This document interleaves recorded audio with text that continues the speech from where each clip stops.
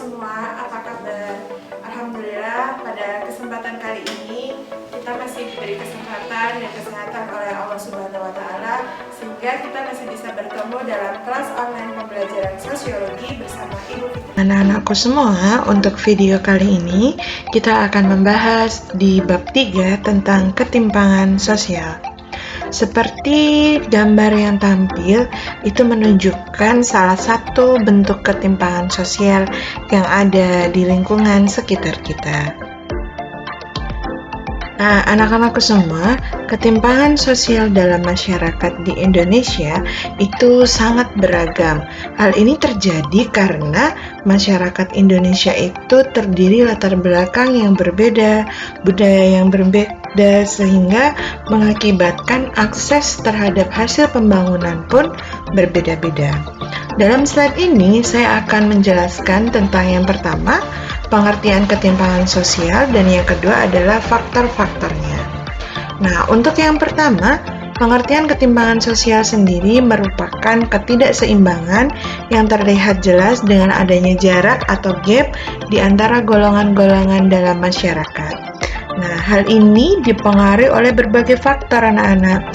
Yang pertama itu ada faktor perbedaan sumber daya alam, yang kedua letak dan kondisi geografis, yang ketiga faktor globalisasi, keempat kebijakan publik, kelima perbedaan kondisi demografis, dan yang keenam adalah faktor internal individu atau kelompok.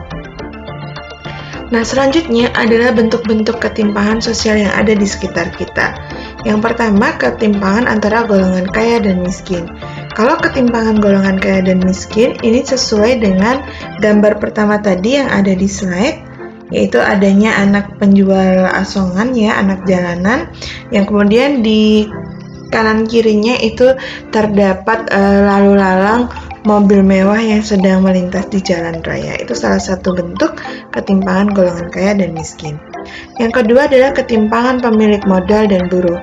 Seperti kita ketahui bersama bahwa seseorang yang memiliki modal, maka dia akan berusaha menanamkan modalnya untuk uangnya berkembang. Dia menanamkan modalnya sedikit, tetapi berharap untungnya banyak atau berlipat-lipat. Sedangkan dari sisi buruh, kerjanya inginnya tidak terlalu berat, tetapi mendapatkan gaji yang layak. Yang ketiga adalah ketimpangan pembangunan. Ketimpangan pembangunan ini adalah terlihat dari Jawa dan non-Jawa, kemudian ada juga terlihat dari dalam kota dan desa, itu terlihat sekali ketimpangannya ya. Kemudian yang keempat ada ketimpangan kesempatan. Ketimpangan kesempatan itu adalah aksesnya berbeda. Kita misalnya yang di Al-Azhar itu kesempatan untuk memperoleh akses pendidikan dengan fasilitas yang bagus sangat terbuka. Tetapi banyak saudara-saudara kita yang kurang beruntung yang menikmati pendidikan tapi dengan fasilitas yang masih sangat minim. Dan yang kelima adalah ketimpangan budaya lokal dan global. Dalam budaya lokal dan global, ini menunjukkan bahwa semakin kesini itu arus globalisasi semakin kuat yang menyebabkan budaya lokal itu semakin terdesak ya oleh adanya budaya global. Dan yang keenam ketimpangan gender. Kalau dalam hal ketimpangan gender biasanya lebih sering dijadikan kaum marginal ya, atau kaum nomor 2 itu adalah perempuan. Nah, ini adalah sedikit gambaran anak-anak tentang ketimpangan-ketimpangan yang tadi saya jelaskan. Ini ada ketimpangan kaya miskin, kemudian yang kedua itu ada ketimpangan antara pemilik modal dan buruh, kemudian yang ketiga ini ketimpangan pembangunan, di mana aksesnya terhadap pembangunan tuh ketimpangannya tuh dibagi 3 kelompok, desa kota, Jawa luar Jawa, perbatasan dan non perbatasan. Kemudian selanjutnya ini seperti saya jelaskan tadi, gambar untuk ketimpangan kesempatan, sama-sama bersekolah tapi yang di sisi kiri sangat memprihatinkan. Kondisi ruang kelasnya, kemudian anaknya tidak memakai sepatu, berbeda yang ada di sebelah kanan. Sudah bagus, ada jaringan internet lengkap ya, rapi dan nyaman untuk belajar. Kemudian yang selanjutnya adalah ketimpangan lokal dan global ya. Adanya budaya pop ya, pop culture seperti sekarang ini sedang melanda di negara kita itu kan Korea ya. pop Korea, K-pop ya kalau kita mengenal istilahnya, itu mengakibatkan budaya luar atau khususnya barat itu mulai digemari atau bahkan lebih digemari dibandingkan dengan budaya lokal dari Indonesia sendiri. Kalau ini dibiarkan itu bisa berbahaya anak-anak, karena bisa jadi identitas budaya kita yang kita miliki itu semakin lama akan semakin tergerus oleh budaya barat. Nah, selanjutnya adalah ketimpangan gender, ada marginalisasi perempuan, stereotip, subordinasi, kekerasan, beban ganda. Nah, dampaknya apa ketimpangan sosial dalam masyarakat?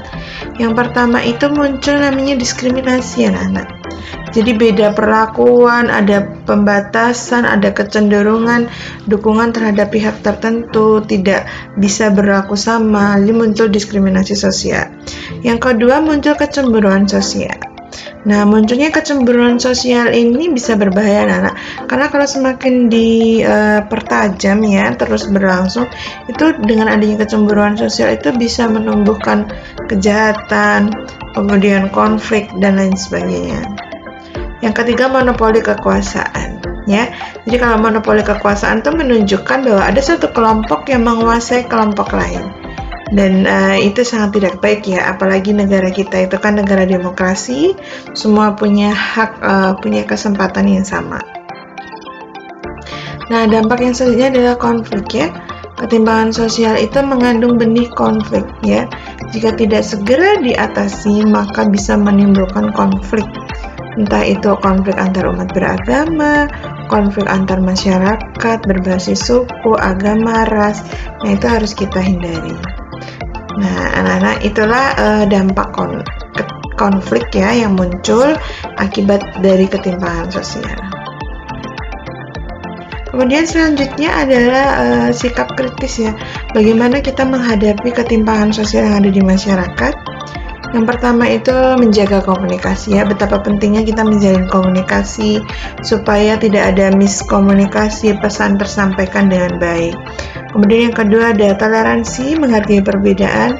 Kita tahu negara kita tuh sangat multikultural, jadi harus menumbuhkan toleransi, saling menghargai terhadap perbedaan. Kemudian yang ketiga tuh menumbuhkan empati anak-anak.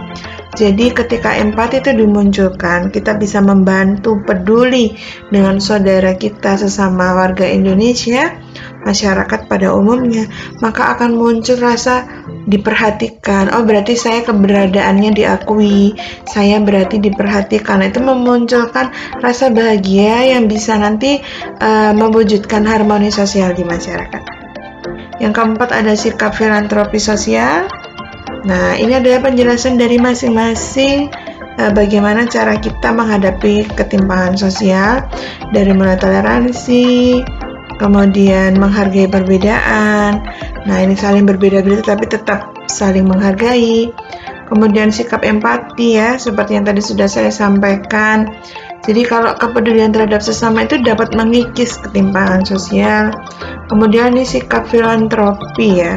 Jadi kita itu mempunyai sifat kemurahan hati, dermawan terhadap orang lain ya. Dasarnya apa sih seseorang melakukan filantropi? Itu dasarnya respon terhadap realitas.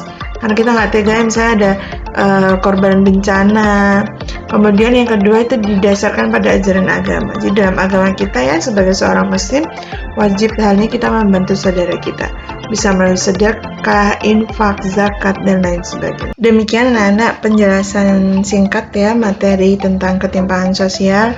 Semoga anak-anak bisa memberikan suatu aktivitas ataupun empati sehingga mengurangi dampak dari ketimpangan sosial yang ada di negara kita Indonesia yang kita cintai ini, dan terwujud harmoni sosial dengan masyarakat yang sejahtera, aman, makmur, dan damai. Semua itu tadi materi di kelas pembelajaran online sosiologi. Saya harapkan dan tentunya kelas pembelajaran online ini bisa menemani saat-saat kalian ketika belajar selama pandemi, belajar kalian di rumah. Jadi jangan sampai itu mengurangi